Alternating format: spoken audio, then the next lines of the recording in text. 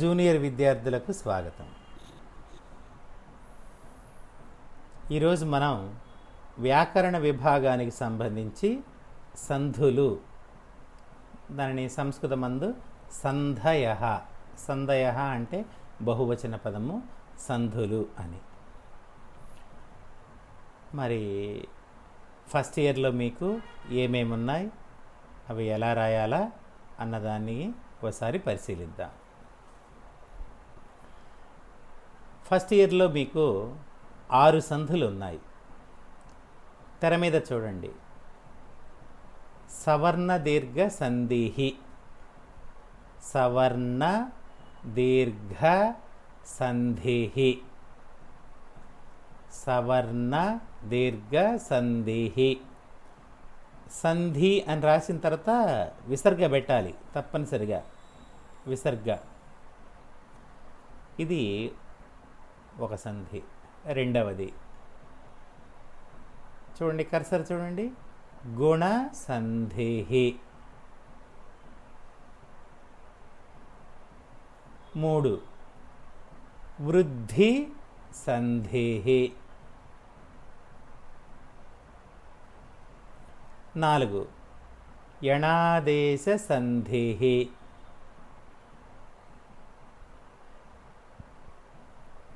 5 అయవాయావ సంధిహి. 6 పూర్వరూప సంధిహి. ఈ విధంగా 6 సంధులు ఉన్నాయి మీకు. వీటిలలో పూర్వరూప సంధిలో ఒక 9 ఎగ్జాంపుల్స్ ఉన్నాయి. అయవాయావ సంధిలో కేవలం 4 ఎగ్జాంపుల్స్ మాత్రమే ఉన్నాయి. యణాదేశ సంధిలో ఈ పేజీలో వచ్చేసి ఒక 8 ఉన్నాయి, ఈ పేజీలో వచ్చేసి ఒక 14 ఎగ్జాంపుల్స్ ఉన్నాయి. యణాదేశ సంధిలో 14, గుణసంధిలో 8 ఎగ్జాంపుల్స్ ఉన్నాయి. వృద్ధి సంధిలో 8 ఎగ్జాంపుల్స్. గుణసంధిలో ఈ పేజీలో ఒక 6, ఈ పేజీలో ఒక 4, 10 ఎగ్జాంపుల్స్. ఇకపోతే సవర్ణ దీర్ఘ సంధి, దీంట్లో 13 ఎగ్జాంపుల్స్ ఉన్నాయి. సవర్ణ దీర్ఘ సంధిలో 13, గుణసంధిలో గుణసంధిలో వచ్చి 10, వృద్ధి సంధిలో 8, యణాదేశ సంధిలో 14, అయవాయావ సంధిలో 4, పూర్వరూప సంధిలో వచ్చి ఒక 8. ఇవి మాత్రమే ఎగ్జాంపుల్స్, ఇంకా వేరే చదవాల్సిన అవసరం లే. టెక్స్ట్ బుక్ వెనక ప్రతి లెసన్ వెనక సంధులు అని ఉంటుంది, అయితే అవేమీ చదవాల్సినటువంటి అవసరం లేదు. కేవలం మరి ఇంటర్మీడియట్ బోర్డు వాళ్ళు ఇందులో మాత్రమే ఈ సంధయ, ఇది టెక్స్ట్ బుక్లో సంధయ అనే కాలం క్రింద ఇచ్చినటువంటి ఈ ఎగ్జాంపుల్స్ మాత్రమే ఉంటాయి. మరి సంస్కృతం 100 మార్కుల పేపర్లో అతి సులభమైనది, అత్యధిక మార్కులు కేటాయించినటువంటి క్వశ్చన్ ఇదే అన్నమాట. రేపు పరీక్షల్లో సంధులకు సంబంధించి 12 మార్కులు వస్తాయి మీకు. 12, 2 విభాగాలుగా. అంటే ఎలా అంటే 2 సెక్షన్స్లో, ఇదిగో చూశారు కదా, కర్సర్ చూశారు కదా, ఇలా కలిపిన రూపాన్ని ఇస్తారు. ఇలా కలిపిన రూపాన్ని ఇస్తే మీరు ఇలా విడదీయాలి, విడదీసి సంధి పేరు రాయాలి. ఫస్ట్ ఎగ్జాంపుల్ చూడండి, ఇక్కడ పరమార్థ అని పరీక్షల్లో ఇస్తారు. మనం ఏం చేయాలి, పరమార్థ రాసి పరమా ప్లస్ అర్ధ అనే ఆన్సర్ రాసి సవర్ణ దీర్ఘ సంధి అని రాయాలి. కలిపిన రూపము ఇలా కలిపిస్తే మనం విడదీసి రాసి సంధి పేరు రాయాలి. ఆ విధంగా 6 సంధుల నుంచి 6 ఎగ్జాంపుల్స్ ఇస్తారు. సవర్ణ నుంచి 1, గుణ సంధి నుంచి 1, వృద్ధి సంధి నుంచి 1, యణాదేశ సంధి నుంచి 1, అయవాయావ సంధి నుంచి 1, పూర్వరూప సంధి నుంచి 1, ఈ విధంగా 6 సంధుల నుంచి 6 ఎగ్జాంపుల్స్ ఇస్తారు కలిపి. మనం ఏం చేయాలా? ఆ 6 3 ఎన్నుకొని, లేక 6 అయినా రాయొచ్చు, తప్పేం లేదు, 3 రాయాల్సింది మనం. 6 ఇస్తారు, మనం ఏవైనా 3 ఎన్నుకొని విడదీసి సంధి పేరు రాయాలి.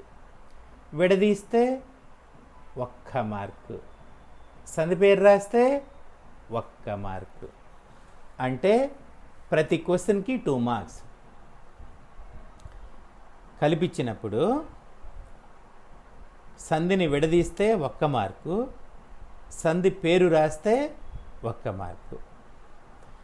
అలా 6 సంధులలో ఒక్కొక్కటి ఇస్తే మనం 3 రాసి 3 ఆన్సర్ రాయాలా, విడదీసి సంధి పేరు రాస్తే సరిపోతుంది. ఒక్కొక్క దానికి 2 చొప్పున 3 ప్రశ్నలకు 3 2 6 వస్తాయి.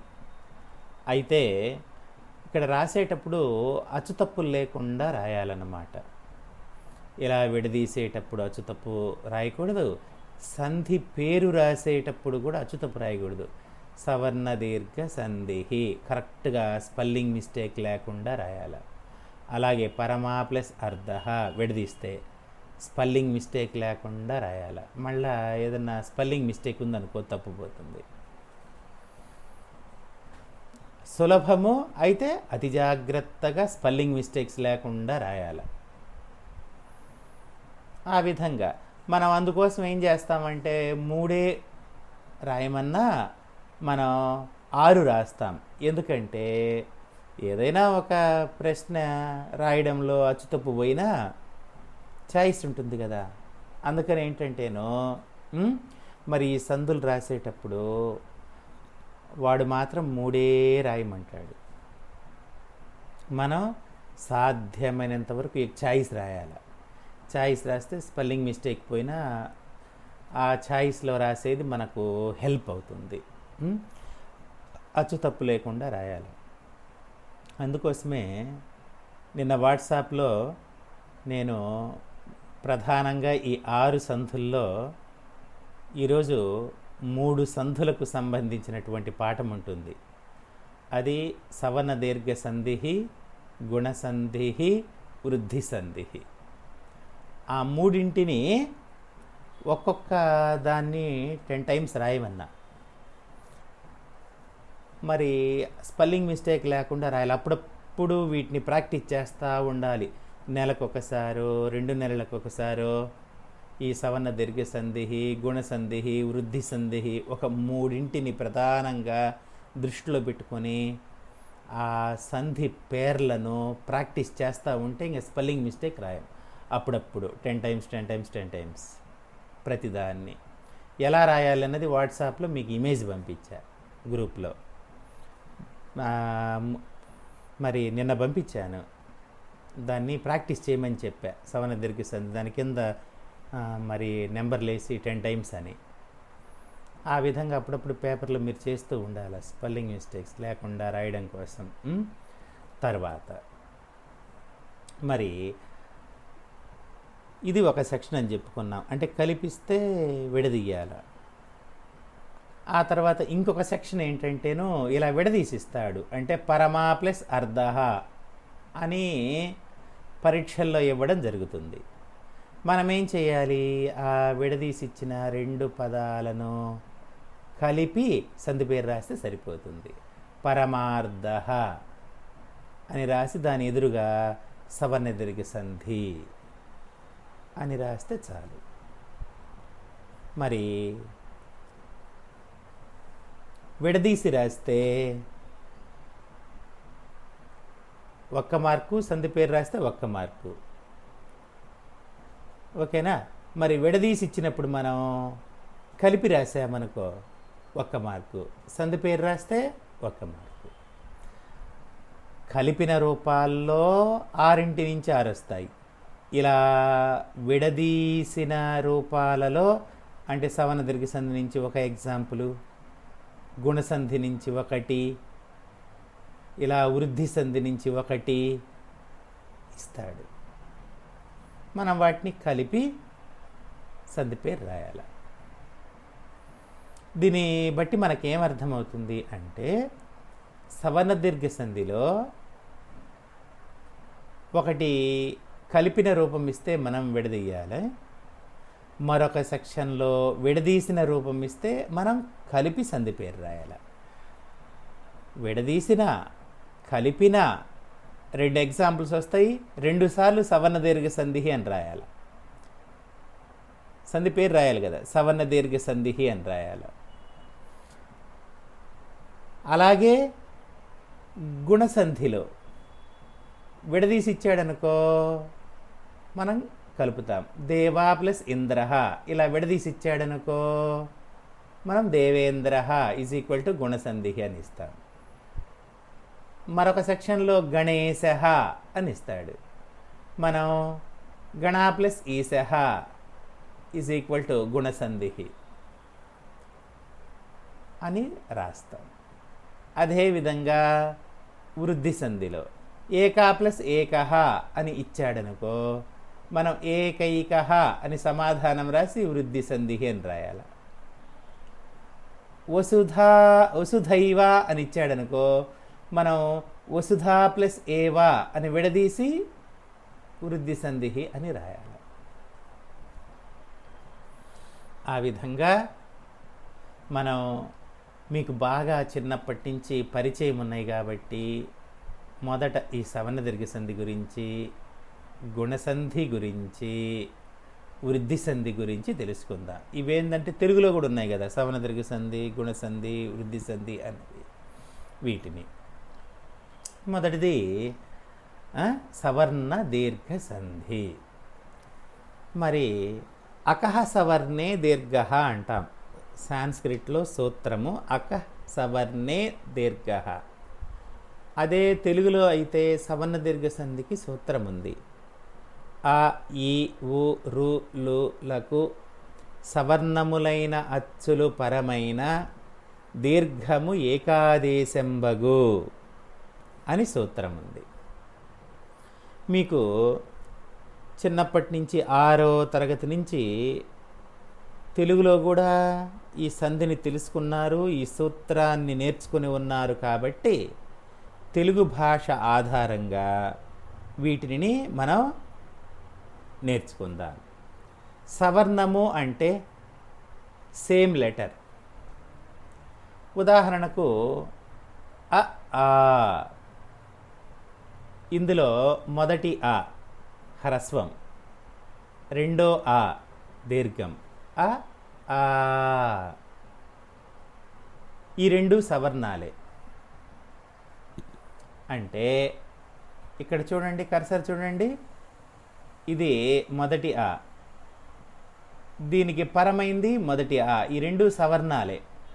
ఒక సవర్ణానికి అదే సవర్ణం పరమైతే, ఒక అచ్చుకు సవర్ణం పరమైతే, ఆకు ఆ పరమైన, లేక మొదటి ఆకు రెండో ఆ పరమైన, లేక రెండో ఆకు మొదటి అ పరమైన, రెండవ ఆకు రెండవ అ పరమైన, అంటే ఏది పరమైన గమనించండి. ఒకసారి తెర మీద చూడండి. మొదటి ఆ, మొదటి ఆ, మొదటి ఆ, రెండో ఆ, రెండో ఆ, మొదటి అ, రెండో ఆ, రెండవ ఆ. ఇలా ఆకు ఆ సవర్ణం. స్మాల్కి స్మాల్, స్మాల్కి లాంగ్, లాంగ్కి స్మాల్, లాంగ్కి లాంగ్. ఏ వొవెల్ పరమైన ఏది రావాలి అంటే దీర్ఘము, అంటే సెకండ్ వొవెల్, రెండవ ఆ, ఆ ఇది వస్తుంది. అంటే ఎట్లా, ఈ ఆను తొలగించి ఇది వస్తుంది. మొదటి ఆ, రెండవ ఆ తొలగించి రెండవ ఆ, దీని దీర్ఘం ఇక్కడ వస్తుంది. ఈ రెండు పోతాయి. అప్పుడు కర్సర్ చూశారు కదా, గమనించారు కదా, ఇది అలా. ఇక దానికి ఎగ్జాంపుల్ ఇచ్చారు చూడండి, పరమ ప్లస్ అర్ధః. ఇది ఎగ్జాంపుల్. ఇందులో రెండు పదాలు ఉన్నాయి. పరమ అన్నదాన్ని మొదటి పదము లేక పూర్వపదము అంటాము. అర్ధః అన్నదానిని రెండవ పదము లేక ఉత్తర పదము లేక పరపదము అంటాం. మొదటి పదాన్ని పూర్వపదం అంటాం. రెండవ పదాన్ని రెండు రకాలుగా పిలవచ్చు, ఉత్తర పదము లేక పరపదము. మరి పూర్వపదంలో అంటే మొదటి పదంలో చివర ఉన్న అక్షరం ఏంటి? మా. ఈ మాలో ఉన్న అచ్చు ఆ కదా, మాలో ఉన్నటువంటి పరమ, మాలో ఉన్న అచ్చు ఆ. దీనికి పరమైంది ఏంటి? ఆ. అంటే స్మాల్ వొవెల్కి స్మాల్ వొవెలే పరమైంది. అలా పరమైతే ఏది రావాలి అంటే దీర్ఘం రావాలి. ఎలా? ఈ ఆ, ఈ ఆ, ఈ రెండు హ్రస్వ అకారాలు పోయి దాని ప్లేస్లో దీర్ఘాకారం వస్తుంది. ఇక్కడ సమాధానం చూడండి. పరమ ప్లస్ అర్ధః, మాలో ఉండే ఆ పోయింది, పరమైన ఆ పోయింది, ఆ తర్వాత దీర్ఘం వచ్చింది. పరమార్ధః, పరమ ప్లస్ అర్ధః, పరమార్ధః, ఈ రెండు పోయాయి. ఆ రెండు అచ్చులు పోయి దీర్ఘం వచ్చింది. అలాగే రెండవ ఎగ్జాంపుల్. మొదటి పదం చివర ఏముంది? రామ. మాలో ఆ ఉంది, ఇదిగో చూడండి, హ్రస్వ అకారం. దానికి పరమైంది ఏంటి? దీర్ఘ అకారం అంటే రెండవ ఆ. పరమైనప్పుడు ఏది రావాలి అంటే దీర్ఘాకారం రావాలి. రామ ప్లస్ ఆలయః, రామాలయః అంటారు. ఆ ఈ ఊరులకు సవర్ణములైన అచ్చులు పరమైనప్పుడు దీర్ఘము ఏకాదేశంబగు. అంటే ఆకు ఆ పరమైతే దీర్ఘము ఏకాదేశంగా వస్తుంది. ఏకాదేశము అంటే మొదటి పదంలో ఉండే చివరి వర్ణమును, రెండవ పదంలో ఉండే మొదటి వర్ణమును రెండింటినీ తొలగించి వాటి స్థానంలో రావడం. అదేవిధంగా థర్డ్ ఎగ్జాంపుల్, విద్యా. మొదటి పదంలో చివర రెండో ఆ ఉంది, దానికి పరమైంది మొదటి ఆ. రెండో ఆకి మొదటి ఆ పరమైతే ఏం రావాలి? ఆ. విద్యాభ్యాసః. నాలుగో ఎగ్జాంపుల్, విద్యా ప్లస్ ఆలయః. విద్యా ఇది మొదటి పదం, పరమైంది ఆలయః కదా. అంటే మొదటి పదంలో రెండో ఆ ఉంది, రెండవ పదంలో రెండో ఆ ఉంది.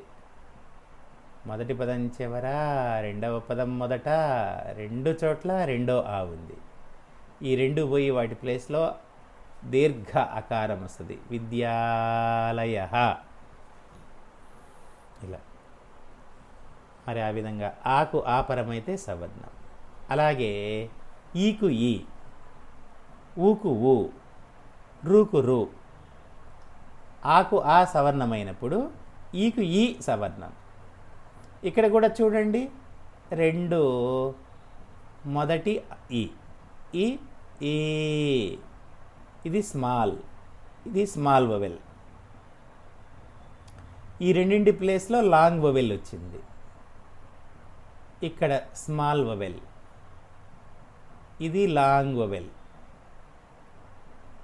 మరి సంధి జరిగినప్పుడు ఈ రెండింటి స్థానంలో లాంగ్ వవెల్ వచ్చింది. నెక్స్ట్ కర్సర్ చూస్తున్నారు కదా, జూమ్ చేసుకోండి. ఇది లాంగ్ వవెల్, దీనికి పరమైంది స్మాల్ వవెల్. ఈ రెండింటి స్థానంలో లాంగ్ వవెల్ వస్తుంది.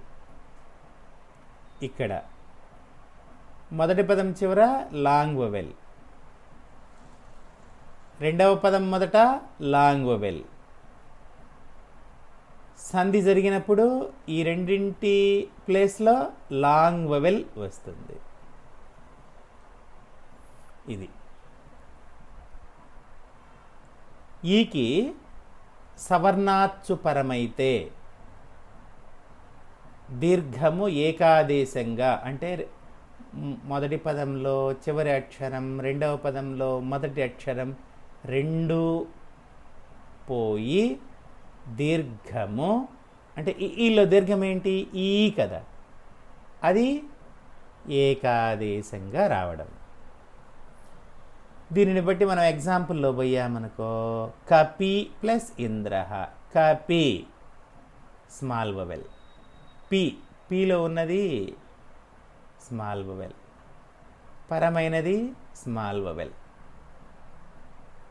వచ్చింది లాంగ్ వవెల్, కపీంద్రః. నెక్స్ట్ ఎగ్జాంపుల్, కవి ప్లస్ ఈశ్వరః, కవి అన్నప్పుడు అందులో ఏముంది, స్మాల్ వవెల్ ఉంది మొదటి పదం చివర. జూమ్ చేసుకొని చూడండి, వినండి.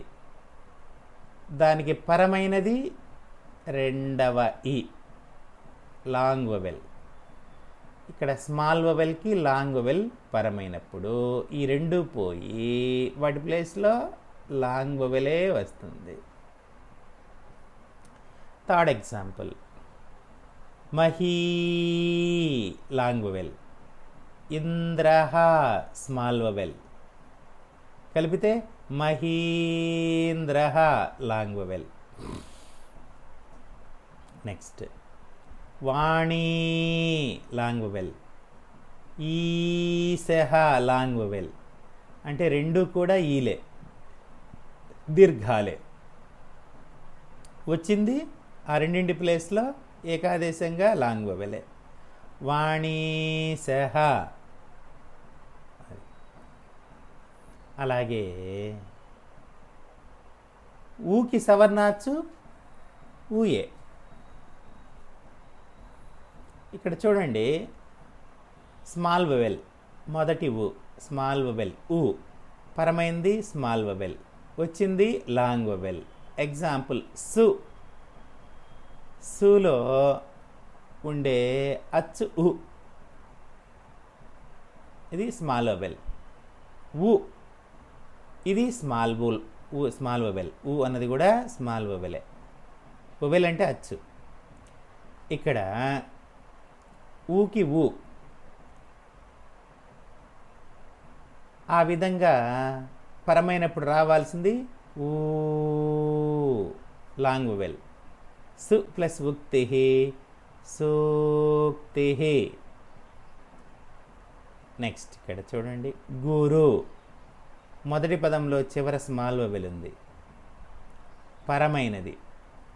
ఊహహ అన్నప్పుడు ఊ లాంగ్ వవెల్, అంటే స్మాల్ వవెల్కి లాంగ్ వవెల్ పరమైంది, అయినా వచ్చేది లాంగ్ వవెలే ఏకాదేశంగా. గురు ప్లస్ ఊహహ, గురుహహ. అలాగే వధూ, దీర్ఘం చూడండి, వధూ ప్లస్ ఉక్తి. వధూ అన్నప్పుడు దీర్ఘాచ్చు, లాంగ్ వవెల్. ఉక్తి స్మాల్ వవెల్, వధూ ప్లస్ ఉక్తి, లాంగ్ వవెల్కి స్మాల్ వవెల్ పరమైంది, రావాల్సింది లాంగ్ వవెల్, వధూక్తి. నెక్స్ట్ ఎగ్జాంపుల్, వధూ ప్లస్ ఊహహ, వధూ అన్నప్పుడు మొదటి పదంలో చివర లాంగ్ వవెల్ ఉంది, దానికి పరమైనది లాంగ్ వవెలే ఊ. అప్పుడు వధూ ప్లస్ ఊహ వధూహ. నెక్స్ట్ రూకు రూ పరం కావడం, రూకు రూ పరం అయితే రూ దీర్ఘాచ్ వస్తుంది. పితృ మొదటి పదంలో చివర పితృ త్రు అన్నప్పుడు అందులో రూ ఉంది, దానికి పరమైంది రుణం. అలా రూకు రూ పరమైతే రూ లాంగ్ వవెల్ రావాలి ఇదే ఇలా. అట్లా పితృ ప్లస్ రుణం కలిపి రాసినప్పుడు పితృణం. ఇదండి తాకు సుడి దీర్ఘం. హిందీలో లేదు ఇది. హిందీలో అ ఆ ఇ ఈ ఉ ఊ రు ఏ ఐ ఓ ఔ ఉన్నాయి. అ ఆ ఇ ఈ ఉ ఊ రు ఒకటే ఉంది, తర్వాత ఏ ఐ ఓ ఔ ఉన్నాయి. మరి తెలుగులో అలా కాదుగా. అ ఆ ఇ ఈ ఉ ఊ రు రు లు లు ఇవి కూడా ఉన్నాయి. ఇప్పుడు వచ్చే టెక్స్ట్ బుక్స్లో ఉండడం లేదు, కానీ లూలులు కూడా ఉన్నాయి. రూరు లూలు ఏ ఏ ఐ ఓ ఓ ఔ. తెలుగులో అచ్చులు అవి. మరి తెలుగులో కూడా సుడిదీర్ఘం ఉందా లేదా? హిందీలో సుడిదీర్ఘం లేదు, సాంస్క్రిట్లో సుడిదీర్ఘం ఉంది. అయితే ఎలా రాయాలి అంటే చూడండి, బాగా జూమ్ చేసుకొని చూడండి. తాకు సుడిదీర్ఘం, తాకి సుడిదీర్ఘం అలా ఇవ్వాలి. ప్రాక్టీస్ చేయాలి మీరు దీన్ని. త్రూకి ఇంకొక కొమ్మిస్తే సరిపోద్ది. అలా పితృ ప్లస్ రుణం పితృణం సుడిదీర్ఘం ఉంది చూడండి, ఇది సుడిదీర్ఘము. బాగా అబ్జర్వ్ చేయండి, కర్సర్ తిరగతా ఉంది కదా, అది ఓకేనా. ఇది సవన దీర్ఘ సంధి. సవన దీర్ఘ సంధిలో ఇది రాసేటప్పుడు ఇక్కడ తప్పు రాసే అవకాశం ఉంటుంది. మీరు గురువు ప్లస్ ఊహ గురూహ ఎక్కడ తప్పు రాస్తారంటే రు రూ అంటే రా కొమ్మిస్తే రు, చూసారా కర్సర్ చూసారా, రా కొమ్మిస్తే రు ఇలా రాయాలి. రా కొమ్ము దీర్ఘం ఇస్తే రు, కొమ్ము దీర్ఘం ఇలా రాయాలి రూ. ఇదేమో కొమ్ము, ఇదేమో కొమ్ము దీర్ఘము. ఇక్కడ స్టూడెంట్ కన్ఫ్యూజ్ అవుతారు. కొమ్ము కొమ్ము దీర్ఘము, రు రూ ఎలా రాయాలి అబ్జర్వ్ చేయండి. ఇది సవన దీర్ఘ సంధి. మరి దీంట్లో కలిపి సంధి రాయమంటాడు, విడదీసి సంధి పేరు రాయమంటారు. అలా రెండిస్తారు. మీకున్న ఈ 13లో తప్పనిసరిగా ఒక 2 ఎగ్జాంపుల్స్ ఇవ్వడం జరుగుద్ది. అంటే 4 మార్క్స్ వస్తాయి. మీరు ఏది ఇచ్చినా విడదీసి ఇచ్చినా సంధి పేరు రాయాలి, కలిపిచ్చినా సంధి పేరు రాయాలి. కాబట్టి ఈ సవర్ణ దీర్ఘ సంధి అని పేరు రాస్తేనే 1 మార్క్ వస్తుంది. 2 టైమ్స్ అచ్చుతప్పు లేకుండా రాయాలి. ఇది మీరు ఏం చేస్తారంటే నోట్స్లో హెడ్డింగ్ పెట్టుకోండి. సంధయ ఇప్పుడు ఉంది కదా, సంధయ. అలాగే ఫస్ట్ సవర్ణ దీర్ఘ సంధి ఇది హెడ్డింగ్. మీరు ఇటు పక్క అన్నీ రాయాల్సిన పనిలే, ఇవన్నీ రాయాల్సిన పనిలే. విడదీసిన రూపాన్ని రాయండి. ఇట్లా 1 రాసి పరమా ప్లస్ అర్ధ ఈజ్ ఈక్వల్ టు పరమార్ధ ఈజ్ ఈక్వల్ టు సవర్ణ దీర్ఘ సంధి. అలాగే సెకండ్ ఎగ్జాంపుల్ బ్రాకెట్లో 2 వేసి రామా ప్లస్ ఆలయ ఈజ్ ఈక్వల్ టు రామాలయ ఈజ్ ఈక్వల్ టు సవర్ణ దీర్ఘ సంధి. ప్రతిదానికి రాయాల. ఇక్కడ పైన హెడ్డింగ్ రాశాం కదా, సరిపోతుంది కదా అని అనుకోకుండా ప్రతిదానికి ఇక్కడ మొత్తం 13 ఎగ్జాంపుల్స్ ఉన్నాయి. 13 ఎగ్జాంపుల్కి సవనదీర్ఘ సంధి అని రాయండి. మీరు రాసేటప్పుడు కరెక్ట్గా రాస్తున్నామా లేదా, ఇక్కడ ఏంటంటే స్పెల్లింగ్ మిస్టేక్స్ లేకుండా రాయాలిగా, అందుకని జాగ్రత్తగా మీరు గమనించాల. ఇప్పుడు ఇక్కడ చూడండి, విద్యా ప్లస్ అభ్యాస. తెలుగులో విద్య అంటే దీర్ఘం లేదు, విద్య దీర్ఘం లేదు తెలుగులో. సాంస్క్రిట్లో దీర్ఘం ఉంది, విద్యా. మనం రేపు పరీక్షల్లో విద్యాలయ అని ఇస్తే తెలుగులో రాసినట్లుగా దీర్ఘం రాయలేదనుకో 1 మార్కు పోతుంది. విద్యా దీర్ఘం ఇవ్వాల, విద్యాలయ అని ఇస్తాడు. విద్యా ప్లస్ ఆలయ అని మీరు మనసులో అనుకొని దీర్ఘం రాయలేదనుకో ఆ మార్కు పోతుంది. కాబట్టి జాగ్రత్తగా, ఇవి అతి సులభం కాబట్టి మార్కులు దిద్దేటప్పుడు మార్కులు కూడా కొంచెం మీకు లిబరల్గా వేయరు, కరెక్ట్గా చూసి దిద్దుతారు, కరెక్ట్గా రాశాడా లేదా, స్పెల్లింగ్ మిస్టేక్స్ అని చూస్తారు. కాబట్టి మీరు ప్రతి ఎగ్జాంపుల్ని నోట్స్లో రాసి ప్రతి ఎగ్జాంపుల్ని ఆ తర్వాత మీరేం చేయాలి అంటే ఒక రఫ్ నోట్స్ పెట్టుకొని మీరు ప్రాక్టీస్ చేయాలి. ఇటుపక్క అన్నీ రాసుకోండి, విడదీసిన రూపాలు రాయండి. దానికి ఎదురుగా చూడకుండా ఫస్ట్ ఒకసారి చూసుకోండి, ఆ తర్వాత పెన్సిల్తో రాసుకోండి, కరెక్ట్గా రాశానా లేదా, తర్వాత చెక్ చేసుకోండి. మళ్ళీ ఏం చేస్తారంటే ఈ కలిపిన రూపాలు రఫ్లో రాసుకోండి. పరమార్థ, రామాలయ, విద్యాభ్యాస, విద్యాలయ, అలా ఈ 13 రాయండి. రాసి మీరు ఎక్సర్సైజ్ చేయాలి.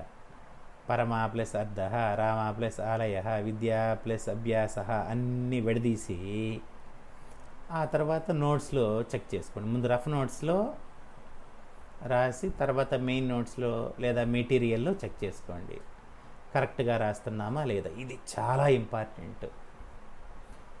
మొదట ఈ విడదీసిన రూపాలను 13 రాయండి, కలిపి సంధి పేరు రాయండి. తర్వాత కలిపిన రూపాలను 13 రాయండి, విడదీయండి చూడకుండా. ఫస్ట్ ఒకసారి చూసుకోండి, ఆ తర్వాత మెటీరియల్ పక్కన పెట్టండి, రఫ్ నోట్స్లో ఆన్సర్ రాయండి, తర్వాత మెటీరియల్ దగ్గర పెట్టుకోండి, చెక్ చేసుకుంటూ రాయండి. ఆ విధంగా చేయాలి. దీన్ని కూడా ఏంటంటేనో 2 మంత్స్కి ఒకసారి 1 మంత్కి ఒకసారి ఈ 13 ఎగ్జాంపుల్స్ని దగ్గర పెట్టుకొని ప్రాక్టీస్ చేసుకుంటూ ఉండాలి. దీంట్లో టీచింగ్ పార్ట్ తక్కువ, ఎక్సర్సైజ్ పార్ట్ ఎక్కువ. నా నుంచి తక్కువ ఉంటుంది. నేనేం చేయగలను, చెప్పగలను, ఇదిగో ఇలా ఇలా అని చెప్పగలను. దాంట్లో ఫుల్ మార్క్స్ రావాలి అంటే మీ ప్రతిభ, మీ నైపుణ్యం, మీ అభ్యాసం, మీ ఎక్సర్సైజ్, మీ ప్రాక్టీసే ముఖ్యం. 12 మార్కులు. దీంట్లో 12కు 12 వచ్చాయంటే నా గొప్పతనం కాదు, మీ గొప్పతనం, మీ ప్రాక్టీస్. మీరు స్పెల్లింగ్ మిస్టేక్స్ లేకుండా రాస్తారు కదా, మీ ప్రాక్టీసే ఆడ చాలా ప్రధానమైనది. మరి చూడండి, జస్ట్ విడదీసే ఒక 3, కలిపే ఒక 3, 6 ఎగ్జాంపుల్స్ రాయాలా. మనం చాయిస్ కొరకు అన్నీ రాస్తాము. అందులో మొదట 3 మాత్రమే ఇప్పుడు ప్రాక్టీస్ చేయిస్తూ ఉన్నా. చాలా జాగ్రత్తగా చూడండి. నెక్స్ట్ గుణసంధి. గుణసంధి యాక్చువల్గా సంస్కృతంలో ఈ సంధికి సూత్రం ఏంటంటే ఆద్గుణ. అయితే తెలుగులో అకారమునకు ఈ ఊరులు పరమైన ఏవో అర్లు ఏకాదేశంబగు, అది సంధి. అకారము అంటే అ, ఇకారము అంటే ఇ, ఉకారము అంటే ఉ. అకారము అంటే కేవలం మొదటి ఆ కాదు, రెండింటిని కలిపి, అంటే స్మాల్ వొవెల్, లాంగ్ వొవెల్, అ ఈ రెండింటిని కలిపి అకారం, ఇ ఈ రెండింటిని కలిపి ఇకారం అంటాం, ఉ వీటిని ఉకారము అంటాం. ఆ విధంగా అకారము అంటే ఆలకు, అకారమునకు ఇకారము పరమైతే, ఇకారం అంటే ఇ, అకారమునకు జూమ్ చేయండి మీరు, చూడండి అకారము అంటే అలకు, ఇకారము అంటే ఈలు పరమైతే, అంటే ఆకు ఈ పరమైతే ఏ వస్తుంది. అలాగే మరి అకారమునకు ఉకారము పరమైతే, అంటే ఊ పరమైతే ఓ వస్తుంది. రూలు పరమైతే అర్ర వస్తాయి. ఆకు ఈలు పరమైతే ఏ, ఆలకు ఊలు పరమైతే ఓ,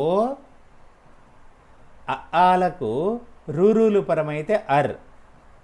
ఎలా వస్తాయి అంటే ఏకాదేశంగా. ఏకాదేశము అంటే ఏం చెప్పుకున్నాం? మొదటి పదంలో ఉండే చివరి అక్షరం, రెండవ పదంలో ఉండే మొదటి అక్షరం, ఈ రెండూ పోయి వాటి స్థానంలో ఏ రావడం. ఇలా చూడండి, దేవ, వాలో ఏముంది? ఆ పరమైనది ఈ, ఆ ఈ రెండు పోయాయి. ఈ రెండు పోయి ఏమొచ్చింది? ఏ. దేవేంద్ర, గణ ప్లస్ ఈశ, ఆకు ఈ రెండో ఈ పరమైంది. గణ ప్లస్ ఈశ గణేశ. అలాగే మహా, మొదటి పదం చివర రెండో ఆ ఉంది, పరమైనది ఈ, రెండో ఆకి ఈ పరమైనది. ఏం రావాలి? ఏ. ఎలా రావాలి? ఏకాదేశంగా, అంటే ఈ రెండు పోయి. మహా ప్లస్ ఇంద్ర, ఆ పోతుంది, ఈ పోతుంది, ఏ వస్తుంది, మహేంద్ర. రమా, ఆ రెండో ఆ, ఈ రెండో ఈ రెండు పోయి ఏ. రమేశ. ఆ విధంగా హిత ప్లస్ ఉపదేశ, హిత, తాలో ఆ ఉంది, ఆకు ఊపరమైతే ఓ, అప్పుడు ఆ ఊ ఈ రెండు పోయి తో, హితోపదేశ. విక్రమ, మొదటి పదం చివర ఆ ఉంది, పరమైనది ఊ, ఊ రెండో ఊ, మాలో ఆ, అలాగే ఊ ఈ రెండు పోయి ఓ, ఏకాదేశంగా వస్తే విక్రమోర్వశీయం. నవా ప్లస్ ఉదయ, ఆ ఊ రెండు పోయి ఓ, నవ, నవ, వాలో ఉండే ఆ పోయి ఓ వస్తుంది, ఈ ఓ కూడా పోతుంది. నవోదయ. మహా ప్లస్ ఊర్మిహి, మహా రెండో ఆ ఉంది, ఆకు ఊ పరమైంది కాబట్టి ఓ వస్తుందండి. ఇక్కడ హాలో ఉండే ఆ పోయి ఓ వచ్చిందనుకో, అలాగే ఈ అచ్చు కూడా పోతుంది ఆటోమేటిక్గా. అప్పుడు మహోర్మిహి. బ్రహ్మ ప్లస్ ఋషి, బ్రహ్మ ఇందులో ఆ ఉంది, ఇందులో రు ఉంది, ఆ ఇందులో ఉండే రు రెండు పోయి అర్. బ్రహ్మర్, బ్రహ్మర్ షి, బ్రహ్మర్ షి, అర్ అర్, బ్రహ్మర్షి. మహా ప్లస్ ఋషి, మహర్, మహర్షి, అర్ ఏకాదేశంగా వస్తుంది. అలాగే వృద్ధి సంధి. దీంట్లో అకారమునకు, అకారము అంటే ఏం చెప్పుకున్నాం? అకారమునకు ఏ ఐలు పరమైతే ఐ, ఓ అవులు పరమైతే ఔ ఏకాదేశంగా వస్తాయి. ఈ మూడు కూడా ఏకాదేశ సంధులే. ఏకాదేశము అంటే మొదటి పదంలో ఉండే చివరి పదాన్ని, వర్ణాన్ని, రెండవ పదంలో ఉండే మొదటి అక్షరాన్ని రెండింటినీ తొలగించి రావడం, మరొక వర్ణం వస్తుంది. అలా రెండింటిని తొలగించి వచ్చేటువంటి వర్ణము ఏకాదేశ వర్ణం. ఇక్కడ వృద్ధి సంధికి సంస్కృతంలో వృద్ధిరేచి అనే సూత్రం ఉంది, తెలుగులో అ ఆలకు ఏయులు పరమైన ఐకారమును ఓవులు పరమైన ఔకారమును ఏకాదేశంబగు అంటారు. అ ఆలు అంటే అకారము, అకారమునకు ఏయులు పరమైతే ఐ, ఓ అవులు పరమైతే ఔ. ఏకాదేశము అంటే ఇవన్నీ పోయి ఈ దీర్ఘాలు రావడం. ఏకా ప్లస్ ఏకః, కాలో ఆ ఉంది, దానికి పరమైంది ఏ. మరి కాలో ఉండే ఆ పోతుంది, ఏ పోతుంది. ఈ రెండు పోయి ఏమొస్తుంది అంటే ఐ, అందుకే కై, ఏకైకః. వసుధా ప్లస్ ఏవ, రెండో ఆ, ఈ రెండో ఆ పోతుంది, ఈ ఏ పోతుంది. ఈ రెండు పోయి ఏమొస్తుంది ఐ, అందుకే వసుధా కాస్త వసుధై అయినది. దేవా ప్లస్ ఐశ్వర్యం అంటే రెండో పదంలో ఉండే ప్రతి అచ్చు అక్కడ ఉండదు. ఇక్కడ కాకు ఐ చేరుతుంది, ధాకు ఐ, ఇక్కడ వాకు ఐ, ఆటోమేటిక్గా ఈ రెండు పోతాయి కదా. ఆకు ఐ పరమైనప్పుడు ఐ వస్తుంది. దేవా ప్లస్ ఐశ్వర్యం, దేవా వాలో ఆ ఉంది, ఐ పరమైంది.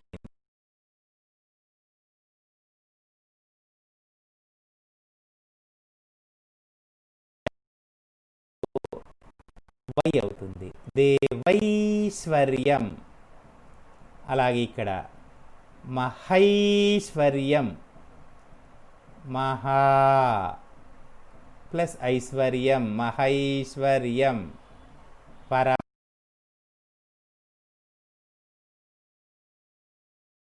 దీనిలో ఉండే ఓ రెండు పోయి ఔ, పరమా, చేంజ్ ఇంటూ పరమౌ. గంగా ప్లస్ ఓగహ, గంగౌగహ, గంగా, గంగౌగహ.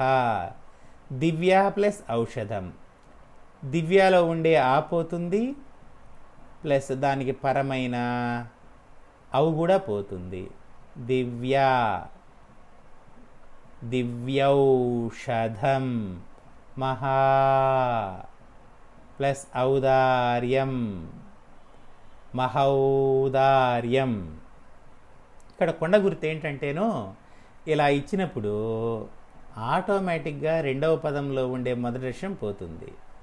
మనం ఏక, ఏకై, వసుధ, వసుధై, దేవ, దేవై, మహా, మహై అనేసి ఈ చివర ఉన్నటువంటి రూపాలను రాసి జరుగుతుంది. ఏక ప్లస్ ఏకై కహ వసుధై వ దేవై స్వర్యం మహై స్వర్యం పరమౌ పరమౌ షదిహి గంగౌ గహ దివ్యౌ షధం మహౌ దార్యం. ఓకేనా? మరి ఇక్కడ గుణసంధిలో బ్రహ్మర్ షి మహర్ షి మహోర్మి నవోదయ విక్రమోర్వశీయం హితోపదేశ రమేశః మహేంద్రః గణేశః దేవేంద్రః. ఇలా కొండ గుర్తు పెట్టుకొని రాయాల. ఇది సంధులకు సంబంధించి. ఇదేంటంటేను మీరు ప్రాక్టీస్ అన్నది చాలా ముఖ్యం. సవర్ణ దీర్ఘ సంధికి ఎలా చేశారో అలాగే ఈ గుణసంధిలో ఉండేటువంటి ఈ 10 ఎగ్జాంపుల్స్ విడదీసిన రూపాలను రాసుకోండి. ఆ తర్వాత బాగా చదువుకోండి. రఫ్ నోట్స్లో చూడకుండా రాసి ఒకసారి చెక్ చేసుకోండి. అలాగే కలిపిన రూపాలను రాయండి. తర్వాత ప్రాక్టీస్ చేసుకున్న తర్వాత ఒకసారి చూడకుండా రాయండి, చెక్ చేసుకోండి. అలాగే ఈ 8 కూడా ఇవన్నీ రఫ్ నోట్స్లో రాయండి. ఆ తర్వాత మెటీరియల్ పక్కన పెట్టి ఆన్సర్స్ రాయండి. ఇలా కరెక్టా కాదా, ఎక్కడైనా అచ్చుతప్పు రాశానా అన్నది చూసుకోండి. మీరే దిద్దుకోండి. అలాగే ఈ కలిపిన రూపాలన్నింటినీ రాయండి, విడదీయండి, సంధి పేరు రాయండి. ప్రతిదానికి సంధి పేరు మాత్రం రాయాలి, ఒక్కదానికి రాస్తే చాలులే అని అనుకోబాకండి. ఇవి బాగా మీ చేతికి రావాలి రాయడానికి ధారాళంగా. అలా ప్రాక్టీస్ చేయండి. మనం ఈ 3 బాగా నేర్చుకుంటే సరిపోతుంది. 3 కదా రాయాల్సింది, మిగతాయి కూడా చాయిస్ కోసం మళ్ళీ చెప్తాను, చాయిస్ పోర్షను. వీటిని బాగా ప్రిపేర్ అయితే సరిపోతుంది. ఇంతటితో మీకు సంధులకు సంబంధించి పాఠం పూర్తయింది. మొత్తం 12 మార్క్స్ ఎగ్జామ్ వెయిటేజ్ ఇవి. జాగ్రత్తగా వాటిని ప్రాక్టీస్ చేయండి.